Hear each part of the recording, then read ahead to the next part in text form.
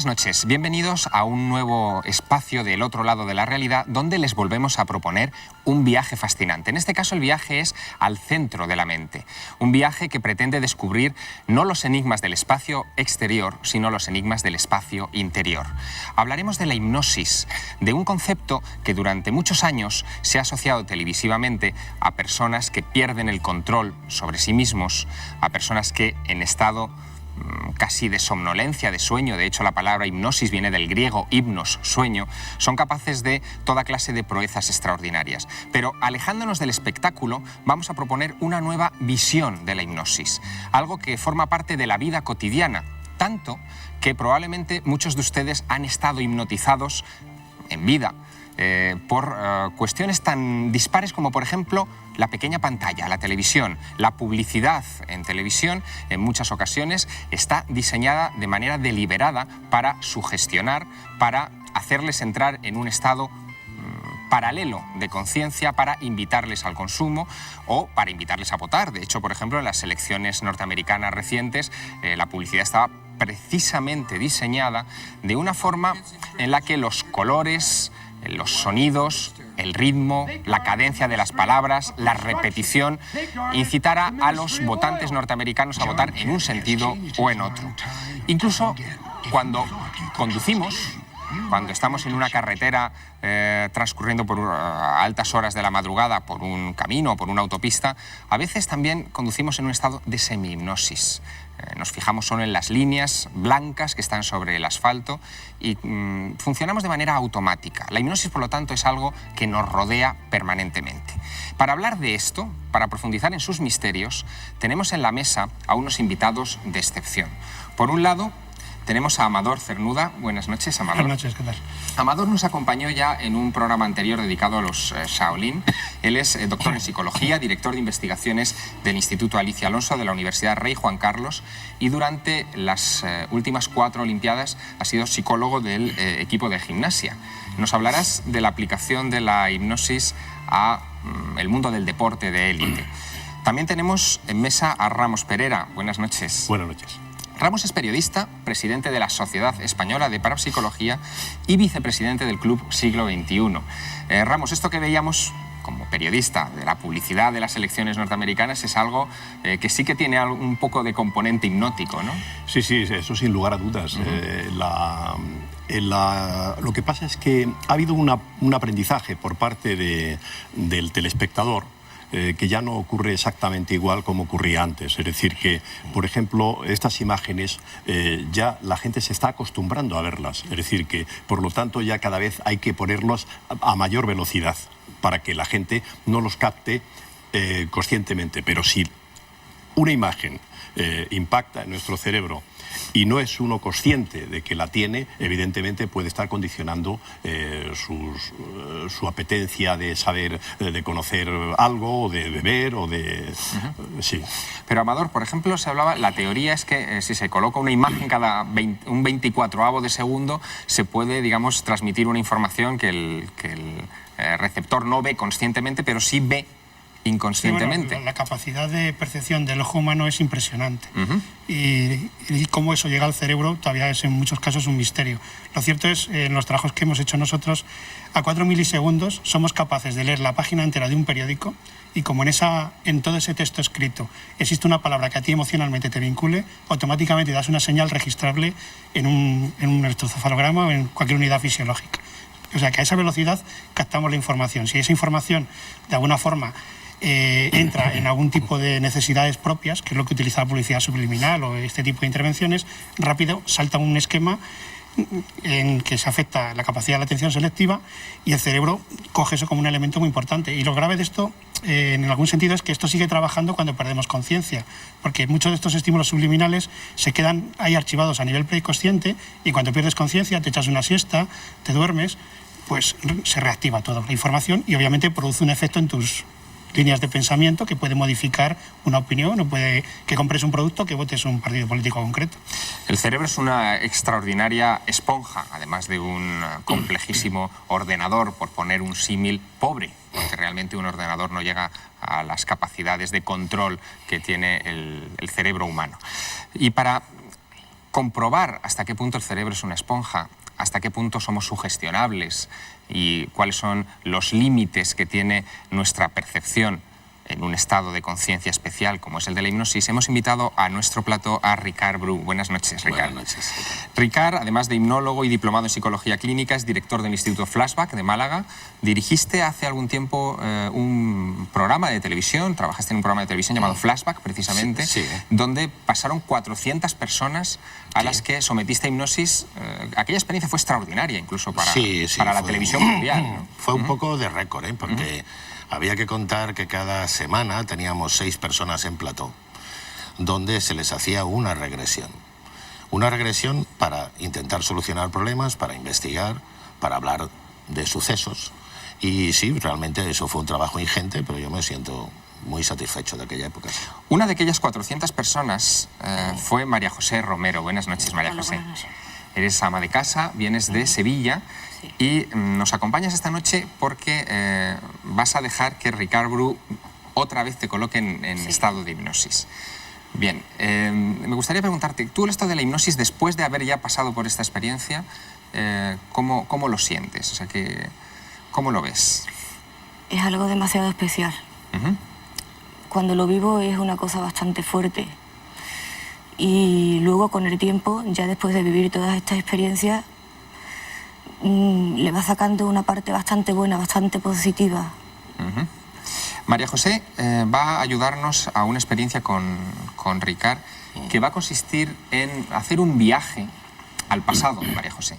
Queremos retroceder a su infancia, ver qué recuerdos, qué cosas se pueden extraer con la hipnosis de su etapa infantil. Vamos a intentar viajar incluso un poco más allá, al seno materno, y vamos a intentar incluso franquear esa barrera y llegar a lo que pueda haber antes del nacimiento. El viaje promete ser interesante. Ricard, me gustaría que acompañaras a María José al sillón que hemos preparado. Claro. Y que comenzaras a explicarnos, a la vez que estás induciéndola en estado de hipnosis, cómo es el proceso. Por favor. Vamos. Ricard y María José se aproximan a ese set que hemos preparado especial en una esquina de nuestro plató. Adelante, Ricard. Bien, lo importante, sobre todo para nuestros espectadores, es que ella es una sujeto que ha sido hipnotizada varias veces, no es la primera vez, por lo tanto irá muy rápido, no es lo frecuente, ni siquiera es lo normal. Pero cuando un sujeto ya se ha experimentado, es muy rápido. Pero la base siempre es la relajación previa. Ella lo cogerá a gran velocidad, pero que no sentemos como precedente que la hipnosis se puede hacer así de rápido, sin preparación. Es justo lo contrario, con mucha preparación se puede hacer. Adelante. Bueno, cierra los ojos. Ahora, cuando yo cuente hasta 3, quiero que pienses que tu cuerpo va a sentirse muy relajado, muy distensionado, y tus brazos van a estar muy flojos. 1, 2, 3. Esa sensación irá aumentando sin esfuerzo. La frente, la cara, tu otro brazo, flojo, flojo. Tanto es así que muy pronto la sensación de descanso será intensísima, muy intensa. Piensa en tu brazo derecho, solo tu brazo derecho. Cuando cuente hasta 3, cierra muy lentamente la mano derecha. 1, 2, 3. Aprieta ligeramente. Más, más. Ahora vas a estirar este brazo completamente. Completamente. Bien. Quiero que pienses que este brazo ahora va a coger una gran rigidez, una rigidez absoluta, completamente rígido. 1, 2, 3. Tanto es así que es completamente imposible doblarlo. Y aumenta, tanto que es imposible doblarlo. Bien. Cuando cuente ahora hasta 3 otra vez, el brazo caerá muy pesado como un plomo y estarás en un nivel de absoluto descanso y sueño. 1, 2, 3. Bien, visto así puede ser fácil, pero insisto, que seguro que mis compañeros aquí en la mesa me lo corroborarán, que es trabajo, solo trabajo y técnica lo que se puede ejecutar para que la hipnosis sea rápida. A partir de este momento, vamos a hacer este pequeño regreso a un pasado que está en su mente. Memoria, hechos y datos. Atenta. Cuando cuente hasta 3, quiero que pienses solo en lo que voy a decirte. 1, 2, 3. Ahora quiero que pienses en sucesos y situaciones de un pasado lejano, muy lejano. Atenta, atenta, tranquila. ¿Qué está ocurriendo, María José? ¿Qué ocurre? ¿Qué ocurre? ¿Qué ocurre? Dime. ¿Qué está pasando? No lo conozco. ¿A quién no conoces? Somos un niño ¿Dónde estás? Dime dónde estás. en un patio. En el patio. ¿Cuántos años tienes, María José? Tranquila, tranquila, tranquila. 5. 5 años. 5 años. ¿Y qué está pasando en el patio? ¿Por qué me están mirando los niños? ¿Sí? ¿Qué niños son? ¿Cómo son esos niños? No los conozco a ninguno. Nunca los he visto. ¿Han venido ahora, de Están golpe? en fila, no Están se en fila. mueven. Bien, ahora cuando cuente hasta 3, atenta, seguirás viviendo eso, pero estarás allí. Ya no me lo contarás, lo estarás viviendo hasta que yo te diga, basta. 1, 2, 3. ¿Qué está pasando? Amador Cernuda, ¿todos valemos para ser sujetos hipnóticos? Siempre que queramos entrar en hipnosis, sí. El gran problema que hay en la investigación y por lo cual en mis colegas científicos hay una gran, diferenciación de ideas y de teorías, es porque hay una gran variabilidad individual.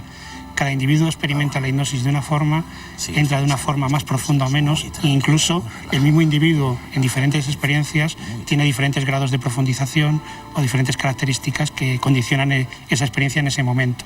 Con lo cual, todos somos hipnotizables siempre que queramos. Ahora, si nos resistimos, por supuesto que no. No te pueden obligar por técnicas correctas, éticamente hablando. Hay otras posibilidades. Ricard, María José se ha ido directamente a un episodio que parece que le asustaba. Con Claro. 5 años. Los hechos traumáticos. ¿Qué hace que seleccione ese momento de su infancia y no otro más agradable, una fiesta de cumpleaños, por ejemplo? Desgraciadamente, los recuerdos que nos dejan más huella acostumbran a ser esos sucesos donde hemos sufrido, donde hemos tenido miedo, donde hemos pasado algo luctuoso. Esos quedan muy bien grabados. La felicidad también, pero ella, en ese caso, conozco que tiene ahí un aspecto traumático y lógicamente en el momento que le dices que recuerda algo del pasado se va hacia una instancia donde eso se puede manifestar, porque lo que busca el cerebro es desahogarse, hacer la compulsa, sacar esa tensión. Por eso va a ese momento. ¿Podemos saber algo más de esa infancia en un instante? Claro. En esa pequeña disección estamos en 5 años. Atento, María José. Cuando cuente hasta 3 vuelves a vivir ese momento y me vas a contar todo lo que sucede. Vuelves a tus 5 años, y vuelves a sentirlo. 1, 2, 3. Cuéntame. Ay, no me habla. ¿Quién no te habla? Unos niños. Son niños, no hay niña. No hay Y- ninguna niña. Atenta. Ahora vas a irte al día anterior de ese suceso. Un día antes. Y quiero que me cuentes qué pasa. Tienes 5 años y vas a contarme lo que recuerdas. 1, 2, 3. Me voy a tomar la leche. ¿Te vas a tomar la leche? ¿Cómo vas vestida, María José? ¿Cómo vas vestida? Tengo un babi. Un babi. Tengo un babi. Tiene 2 bolsillos. Es celeste y blanco. Tiene unos cuellos. ¿Quién hay contigo? La hermana Teresa. La hermana Teresa. ¿La hermana Teresa te quiere? Siempre. Ahora quiero que hables con ella en un momento que recuerdas, pero vas a hablar exactamente como lo hacías con ella en ese momento, porque vas a vivirlo con gran intensidad. 1, 2, 3. Hermana, ya. No me ringa usted, si no soy mala. Es que no sé lo que me pasa. Usted dice que estoy nerviosa, pero no sé lo que me pasa. ¿Y qué te dice ella? ¿Qué te dice? Que por qué no me quedo quieta, que por qué bajo tanto. Sueño. María José va a continuar viajando durante los minutos que nos van a separar durante la pausa publicitaria. Va a seguir profundizando en su infancia y la vamos a llevar a un umbral en el que nadie parece recordar de manera consciente nada, cuando uno está dentro del vientre de la madre. Pero eso será dentro de unos minutos, después de la publicidad. Ahí seguiremos analizando este enigma, el enigma de la mente, el enigma de la hipnosis.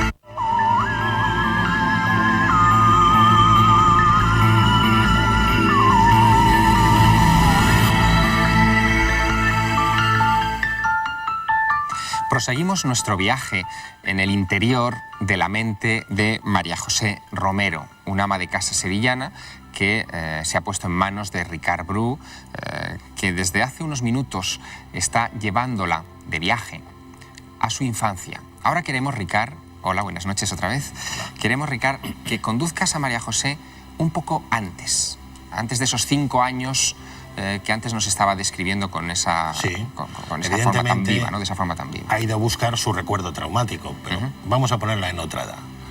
Atenta, cuando yo cuente hasta 3 quiero que te olvides por completo de lo que has estado contándome. Ahora quiero que busques tus 14 años. 14 años.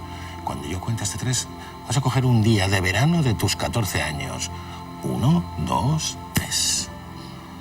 Estás ahí. Siéntelo, vívelo. Voy a salir ¿Dónde vas a ir? con mis amigas ¿Y dónde vais? a dar una vuelta.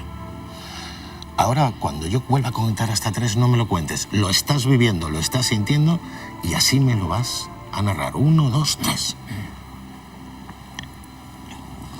Tranquila. Sin levantarse. Cuéntame. Habla. Hola. ¿Con quién ¿Podemos estás pasar? hablando? ¿Con quién? Estoy hablando con un hombre que hay en la puerta del hospital, de un hospitalito. ¿Y qué haces en el hospital? Ahí voy a ver los enfermos que hay una niña y la han abandonado. Tanto. Ahora quiero que hagas lo que voy a decirte. Estás viendo a esa niña y hablas con ella recordando exactamente lo que dijiste e hiciste. ¡Ya! Hola, Manoli. He venido a verte. No me he olvidado. Es como no me olvido de ti. Dame un besito. Ay, tú no te puedes levantar, pero yo vengo a verte. Atenta, sueña. ¿Quién es esa niña? ¿Quién es? La abandonaron. La abandonaron. ¿Y por qué vas a verla? ¿Por qué? No lo sé. No la conozco. Sueña, sueña, sueña. Ricard, mientras la guías, no a los 14 años, sino hacia atrás, en el tiempo, aproxímala a su más tierna infancia y después hasta el seno materno. Mientras la guías a eso, déjame que hable con nuestros invitados y les pregunto una cosa. Ramos Pereira, hace algunos años, en los 70, llevaste este asunto de la hipnosis incluso a la universidad, a la Universidad Autónoma. ¿Cómo fue aquella experiencia? Porque, claro, estamos hablando de algo que ya estamos acostumbrados a ver en televisión, pero en aquella época me imagino que nadie sabía nada de esto.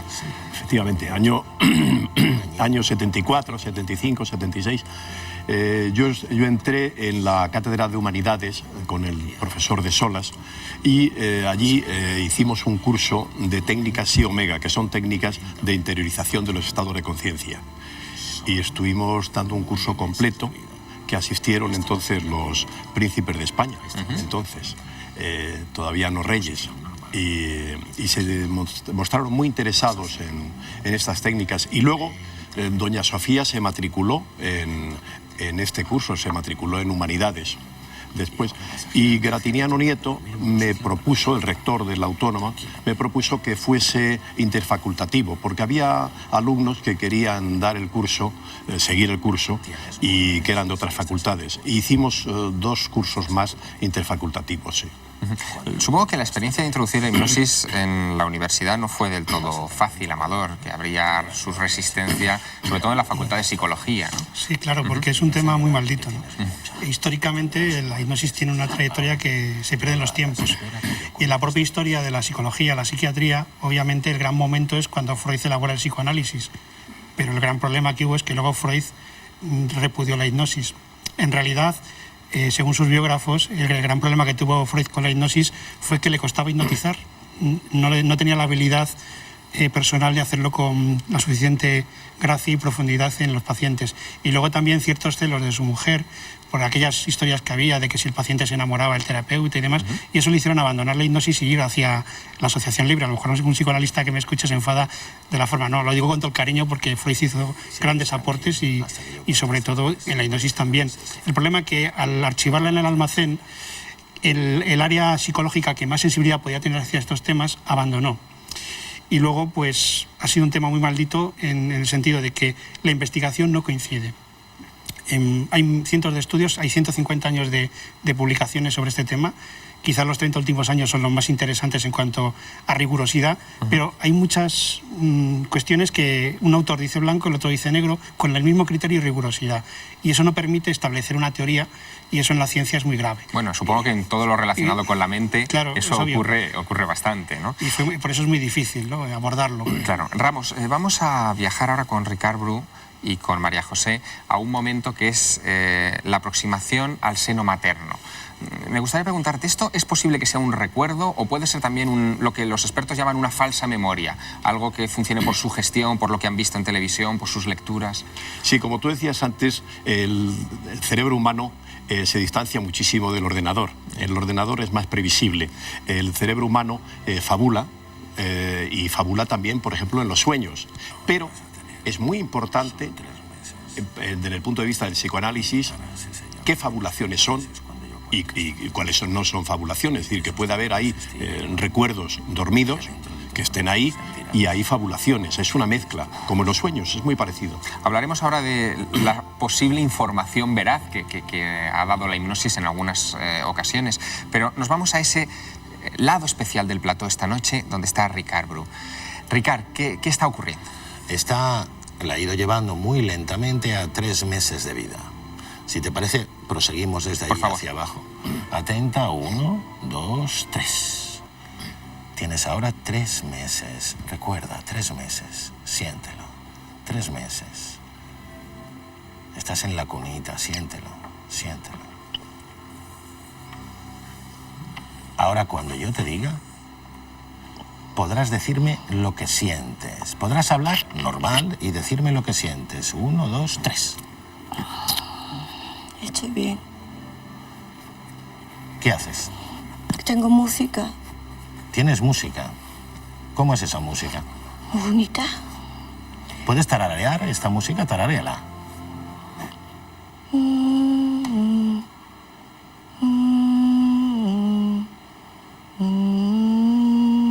Bien, ¿y esa música sale de algún aparato? No. ¿De dónde? Hay una señora. Hay una señora que te canta. Solo eso. Atenta.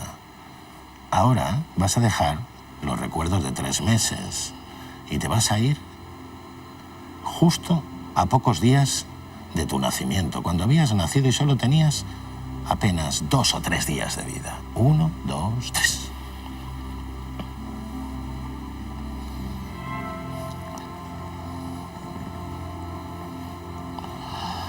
Ahora, ¿qué sientes? Háblame y dime lo que sientes. No estoy a gusto. ¿No estás a gusto?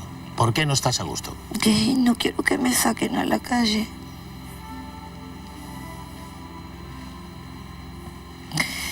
Estoy mejor en mi casa. Atenta. 2 días. 1 día. Quiero que vuelvas al vientre de tu madre. Dentro. Cuando yo cuente hasta 3, estarás dentro del vientre de tu madre. Aún no habrás nacido. 1, 2, 3. Estás dentro, dentro, dentro. Dentro, dentro. ¿Estás ahí? Dentro. Dentro. Muy bien. Dentro. Manténla ahí, Ricard, manténla unos instantes y después iremos a un momento anterior a ese punto en el que ahora te encuentras. Porque quizá ustedes se estén preguntando a estas alturas si esto que está haciendo Ricard Bru, de ir adelante y atrás en el tiempo, puede ser bueno para la salud, si esto de la hipnosis puede tener algún efecto colateral, algún efecto secundario. Hemos querido informarnos de esto y hemos acudido a un compañero de esta cadena, el doctor José Miguel Gaona. Él presenta, como ustedes saben, el espacio Desde Dentro en esta serie de programas de Madrid no duerme, y a él le hemos preguntado por esos efectos secundarios, si puede haber algo en la hipnosis que sea pernicioso para la salud, y esto es lo que nos respondía. Es de muchos creído que la hipnosis puede tener una serie de efectos secundarios o extraños, incluso peligrosos, en aquellas personas pues, que reciben este tipo de terapia. Pero en absoluto, no hay que olvidar que es un proceso de autosugestión. Por tanto, los límites, aunque parezca mentira, no los pone el terapeuta, no los pone el hipnotizador, sino que nos pone la propia persona que está siendo hipnotizada. Por lo tanto, nunca va a hacer algo que vaya contra su propia moral, contra su propia credibilidad o más allá de los límites que de una manera natural todos tenemos. tenemos. Eso nos lleva a ese punto especial de las hipnosis que ustedes han visto frecuentemente en televisión, donde se ve a personas haciendo cosas que presumiblemente nunca harían en un estado de vigilia, actitudes ridículas, quedarse desnudos o cosas por el estilo. Eso, como nos decía el doctor Gaona, sucede en personas que ya antes de someterse a la hipnosis pues tienen una tendencia a hacer este tipo de cosas. Pero hay un apartado de la hipnosis que es realmente sorprendente. Hemos sabido que durante, por ejemplo, las 2 últimas guerras mundiales, cuando faltaba anestesia en los frentes de batalla, se utilizaba la hipnosis como sustitutivo. Incluso sabemos que ya en el siglo XIX se utilizaba la hipnosis para arrancar muelas, es decir, para que no le doliera al paciente. El doctor Gaona nos habla de esto. La hipnosis se ha utilizado con bastante éxito por ejemplo, en operaciones, por supuesto, como un método anestésico, desde aquellas más menores, algunas otras que entrañan ya cierta complejidad y riesgo. Entre las menores y de diario se podrían citar perfectamente, por ejemplo, las de tipo odontológico, para extraer piezas dentarias, incluso para otro tipo también de acciones que los dentistas, por supuesto, ejercen. Pero también se ha utilizado con bastante éxito en operaciones quirúrgicas, algunas, por ejemplo, una apendicitis, extracción de quistes, es decir, tiene una serie de aplicaciones que hoy por hoy parece por todos los medios que es un campo todavía por explorar. Y ya que estamos esta noche en el otro lado de la realidad poniendo en marcha una regresión hipnótica, le preguntábamos por la fiabilidad de la información que se recibe o se puede recoger a través de las regresiones hipnóticas. Existe mucha controversia acerca de las regresiones hipnóticas porque, al parecer, lo que pretenden es retroceder de alguna manera a otras vidas que uno supuestamente ha tenido.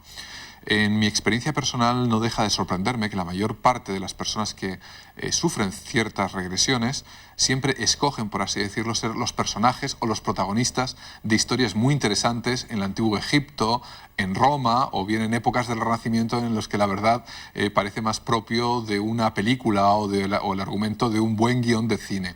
Respecto a los falsos recuerdos, es una figura cierta, existe. Existe además en muchísimos campos. Existe en el campo, por ejemplo, de los abusos sexuales o de otro tipo de acontecimientos que muchas veces solo han ocurrido en la mente de las personas.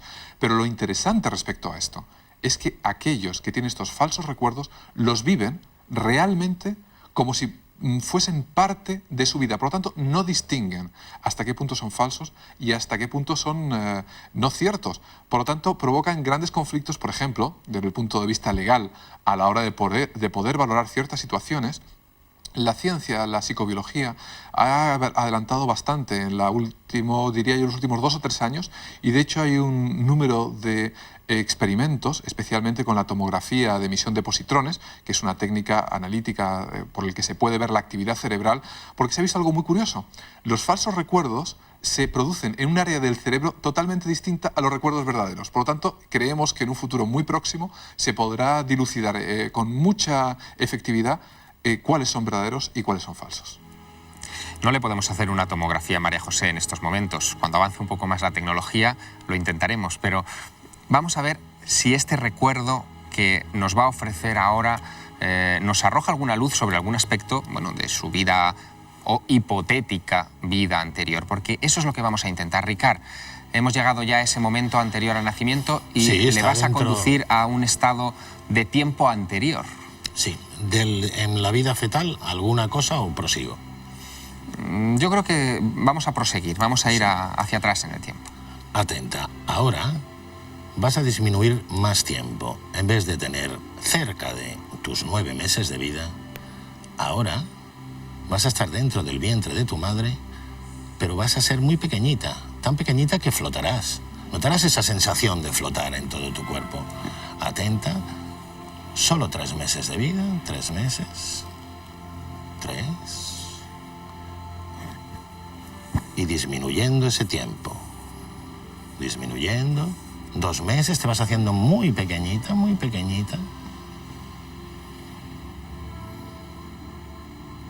mes,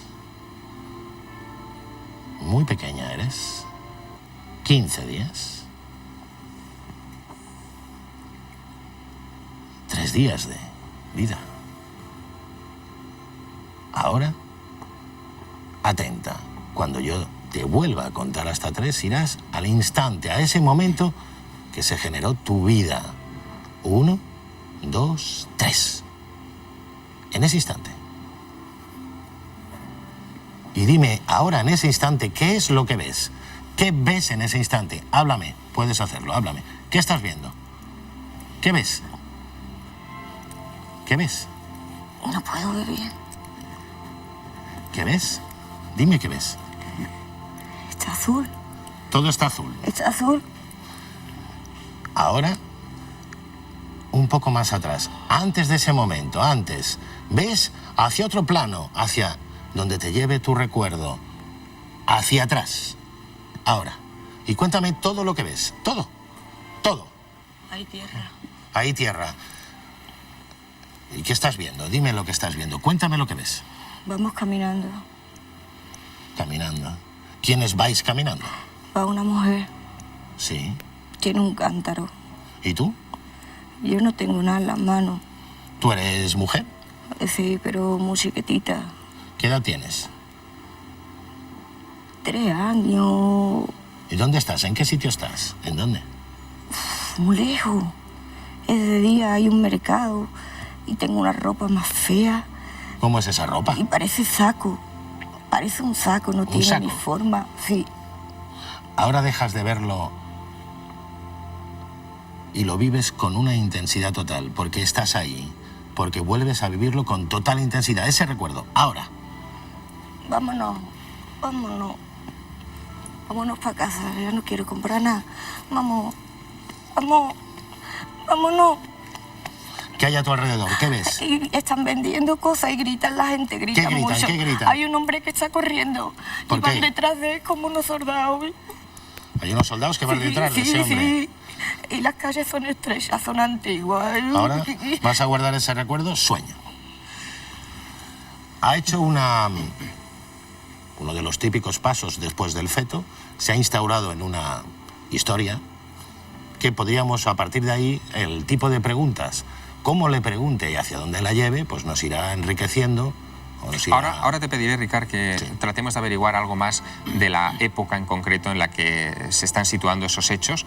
Pero antes quería preguntarle a Ramos, vosotros hicisteis en su momento algunas experiencias y descubristeis que podíais sugestionar a una persona para casi incorporarse en cualquier individuo histórico, ¿no? Y sacar información de él. ¿Cómo fue esto? Efectivamente, aplicando las técnicas Psi Omega, llegamos al principio, parecía que, como en este caso, el sujeto iba sintonizando, yo lo llamo sintonización psíquica, iba sintonizando a voluntad del propio sujeto y por lo tanto parecía que estábamos en la vía de la reencarnación, porque era una cosa muy parecida a la reencarnación. Hasta que descubrimos que se puede forzar a voluntad un personaje u otro. Es decir, nosotros elegimos una lista de 2000 personajes históricos y lo hacíamos por sorteo y lográbamos que el sujeto sintonizase con uno u otro. Pero lo que es muy curioso es que sintonizando con uno u otro obteníamos información en algunos casos que no estaba en los libros de historia y en algunos otros hemos llegado a descubrir algún fenómeno, alguna cosa que ha ocurrido a este sujeto que posteriormente se ha descubierto. Por ejemplo, o sea, que ha podido ser validada la información. Sí. Por ejemplo, en el caso concreto de Santa Teresa de Jesús, nosotros tuvimos la evidencia de que ella estaba en su celda y que en la parte superior de la celda tenía una cocina. Y nosotros fuimos allí al monasterio y nos dijeron que no, que nos enseñaron la celda, que no había ninguna cocina. Volvimos al cabo de unos cuantos años y unas obras posteriores descubrieron que en la parte superior de la celda sí había una cocina. Y eso fue a través de la sintonización psíquica. Por lo tanto, parece como si el sujeto entrase en una zona que llamaba Teilhard de Chardin la nosfera, o el inconsciente colectivo que llamaba Jung, o la cinta ascásica que llaman los ocultistas, pero parece como si hubiese una zona donde ciertos dotados, ciertos sujetos, en determinadas actitudes, en determinados momentos, son capaces de drenar esa información y obtener datos que no están al alcance de los demás. La hipnosis, en cualquier caso, es un mundo muy poliédrico, una disciplina muy poliédrica. Se puede utilizar para muchas cosas. Decíamos antes que se puede utilizar incluso como sustitutivo de la anestesia y aún se aplica en nuestros días. Pero también se ha utilizado para el entrenamiento de deportistas de élite. Esto puede resultar chocante, pero, por ejemplo, en 1975, Arthur Ashe, en un combate de tenis contra Jimmy Connors, reconoció que él se entrenaba utilizando la técnica de hipnosis, y algunos atletas olímpicos franceses, pero también españoles, han utilizado este tipo de técnicas. Amador Cernuda ha utilizado estas técnicas. Me gustaría que nos explicaras un poco cómo se aplica la hipnosis o esa parte de la hipnosis en el entrenamiento de atletas. Sí, en el entrenamiento de atletas la hipnosis la utilizamos en dos vertientes. Como tal hipnosis, que ya es un elemento que favorece el equilibrio, la concentración y demás, simplemente por hacer hipnosis, y luego como herramienta para potenciar otros elementos. De todas maneras hay muchas cosas que hay que aclarar, porque incluso muchos técnicos consideran que la hipnosis es doping, pero no es doping, por un simple motivo, porque nadie va a participar en una competición hipnotizado, que es algo que no hay que olvidar. Cuando se habla de entrenamiento hipnótico con atletas, no se hipnotiza a los atletas para la competición, porque además una de las características de la competición, de la hipnosis, perdón, es que se reduce el nivel motor, con lo cual un atleta hipnotizado no tendría capacidad de ejecución adecuada, y menos en un deporte profesional o de élite. ¿Y cuándo se utiliza entonces? La hipnosis se utiliza durante todo el proceso de entrenamiento, porque es una disciplina como puede ser la física, y durante ese proceso de entrenamiento se van elaborando habilidades y desarrollándolas.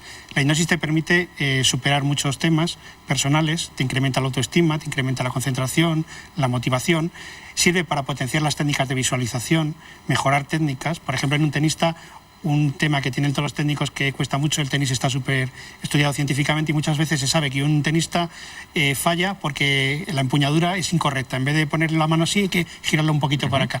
Pero claro, como el individuo lleva años trabajando así, hacer este cambio es muy difícil. Entonces cogemos con la hipnosis, potenciamos un sistema de visualización para modificar esta posición, y de esa forma lo que a nivel normal cuesta muchísimo se reduce en una mitad de tiempo y se puede el individuo alcanzar una perfección técnica. Luego es muy importante la aplicación también para estudiar y predecir incluso el propio deporte, que ahí entramos en técnicas parecidas a lo que está haciendo Ricard, que es de tipo regresivo o progresivo en el tiempo. Igual que estamos regresando al tiempo, podemos progresar.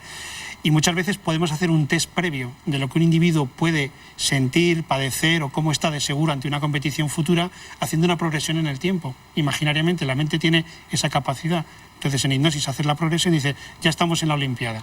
A ver, ejecuta tu ejercicio. Entonces, esa ejecución mental proyectada en el futuro, que obviamente es imaginaria, te da y te delata los puntos débiles del individuo, donde está inseguro, y puedes hacer una valoración muy interesante para completar su técnica futura. Caramba. Y lo mismo, a veces hay deportistas que alcanzan un altísimo nivel y no saben cómo lo han hecho. Estos estados que ocurren, el flow feeling y el winning feeling, que se escribe mucho en la literatura, de pronto el sujeto hace una super ejecución, pero no tiene conciencia de cómo lo ha hecho, porque es un momento en que la mente ha saltado, y podemos estudiarlo mediante regresión, es extraer esos elementos. Es decir, que el cerebro es casi como la máquina del tiempo de Herbert George Wells, es la que nos permite viajar hacia atrás, retroceder o progresar en el tiempo. Habíamos dejado a María José en un estado pre-nacimiento, en una época prenatal, en una época que nos gustaría poder situar.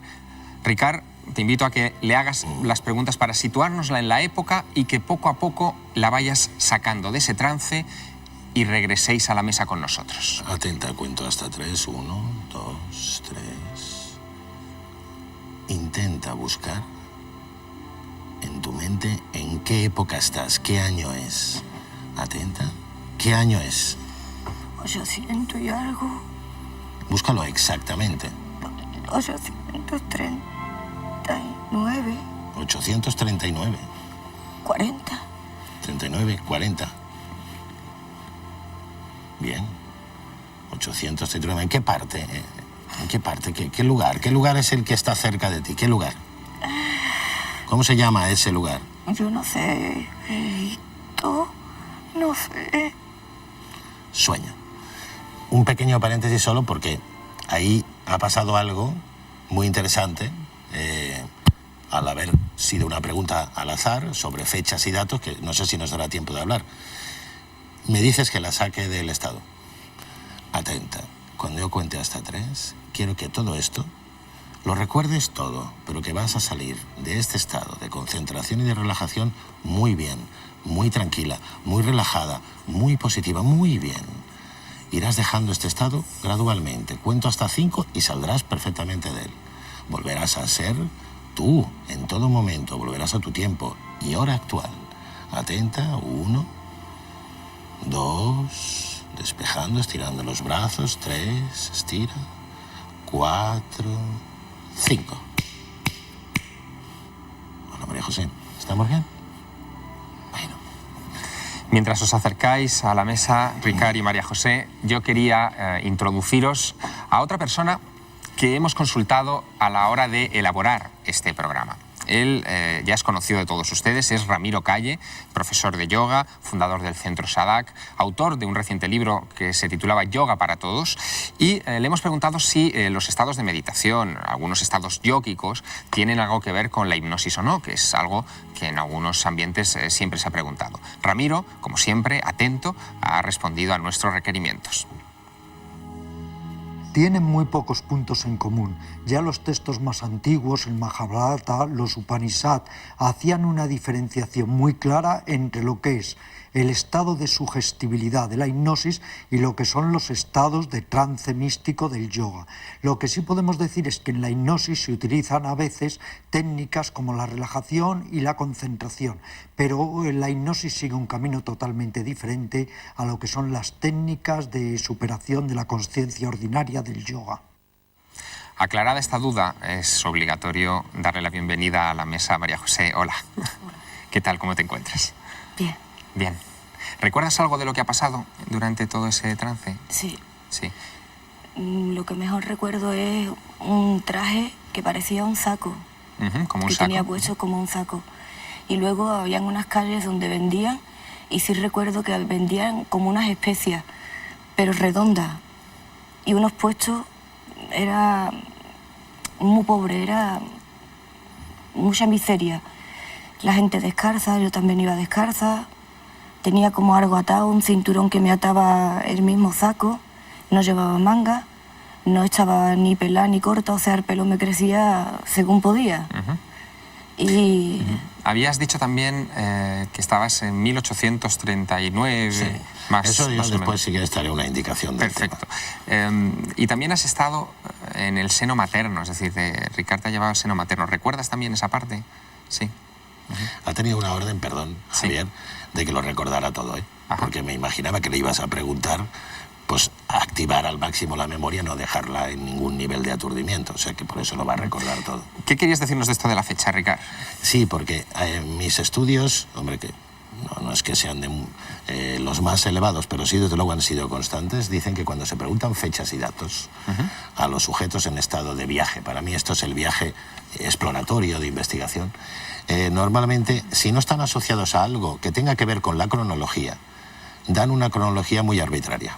Es decir, si es un sujeto que es escribiente de un banco de hace 200 años, muy fácilmente te dará una fecha y unos datos. Pero si es un entorno rural, como parece que ha ido María José, el forzar la fecha no es más que un dato aleatorio, que seguramente tendrá poca importancia. Lo que tendrá importancia es lo que cuenta, pero no los datos específicos. Entramos ya en el capítulo de conclusiones, en los instantes finales del programa. Amador Cernuda, nos has ilustrado sobre toda esa aplicación de la hipnosis al mundo del deporte, pero supongo que tendrá aplicaciones también incluso en el terreno creativo, ¿no? Sí, por supuesto. De hecho, hay muchos artistas que utilizan la hipnosis para buscar inspiración. En Estados Unidos había un caso muy claro, que era una escritora, ahora no me acuerdo bien el nombre, que ella, cuando tenía las mejores inspiraciones, era en el momento de la menstruación, y la hipnosis puede alargar la menstruación, acortarla, provocar en un momento dado o pararla. Y precisamente esta mujer iba al psicólogo para que le alargara la menstruación al máximo, porque es cuando sacaba las mejores ideas para sus escrituras. Sí, hasta control físico del cuerpo. Y luego hay muchas experiencias de pintores o bailarines también para la coreografía que tienen un interés a este nivel. Ramos Pereira, presidente de la Sociedad Española de Parapsicología. ¿En hipnosis es más fácil, digamos, fortalecer facultades como la telepatía u otras facultades paranormales o no? Pues es posible, porque en la hipnosis se dispara un mecanismo que en el caso concreto del ser humano no se conoce muy bien cómo se dispara, que en los ratones sí se sabe exactamente, que es la producción de endorfinas, que es una droga muy potente. Bueno, alguna de ellas es 50 veces superior a la morfina. Y por lo tanto puede producir, bueno, desde curaciones, alucinaciones, muchísimas cosas que, por ejemplo, pueden explicar por qué la gente se cura sin medicinas, por ejemplo, ¿no? Alguna persona en un momento determinado se le da un fármaco diciendo que tiene un principio activo y luego no tiene nada y se cura como si lo hubiese tomado. Por lo tanto, sí, efectivamente.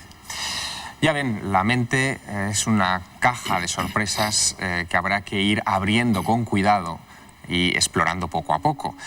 Ricard y María José, muchísimas gracias por haber estado con nosotros. Nos ha dado una idea Amador, por cierto, Ricard, que es la de poder hacer progresiones con la hipnosis, que en algún momento creo que tocaremos en este programa. Quedáis emplazados. Muy bien. Y entramos en esos momentos ya finales del programa en los que contestamos a las dudas o a los requerimientos que ustedes, nuestros espectadores, nos hacen cada semana. En concreto, por ejemplo, Andrés Jiménez, de San Lorenzo del Escorial, nos preguntaba si sabíamos, a raíz de nuestro programa sobre profecías, dónde está enterrado en estos momentos Michel de Notre Dame, el famoso médico francés más conocido como Nostradamus. Bueno, hemos investigado a ese respecto y hemos localizado el lugar exacto donde está enterrado. Es este lugar, es la capilla o la iglesia de Saint Laurent en Salon en Provence. Ahí llegó el cuerpo de Nostradamus, o lo que quedó de él, en 1813. Su tumba original fue profanada en 1789 en el convento de Les Cordeliers durante la Revolución Francesa, pero fíjense qué curioso, Nostradamus dejó escrito un epitafio donde decía que su cuerpo estaría enterrado en Saint Laurent, es decir, es casi su última profecía. En ese epitafio anunciaba ya el lugar exacto donde hoy puede admirársele y donde se puede ver esta tumba, en la capilla de Santiago, de esta pequeña iglesia de la Provenza francesa. Y vamos de tumbas, porque también nos han preguntado ustedes, se ha formulado la pregunta, la cuestión de si existe algún tipo de tumba templaria, porque alguno de ustedes parece que la ha visitado, en una iglesia de la que hemos hablado en anteriores ediciones de este programa. Es la iglesia de Villalcázar de Sirga, o Villasirga.